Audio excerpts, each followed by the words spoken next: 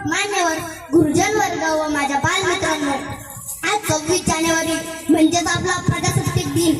आज आपण आपल्या भारत देशाचा 75वा प्रजासत्ताक दिन साजरा करीत आहोत. भारतीय इतिहासात या दिवसाला विशेष स्थान आहे.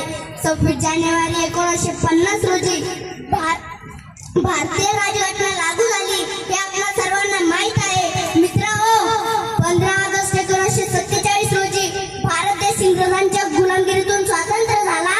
पण स्वातंत्र्य मिळाल्यानंतर देशाला खरी गरज कशाची होती तर ती संविधानाची होती. त्याशिवाय देशाचे राज्यकारभार सुरळीतपणे चालणार नव्हते.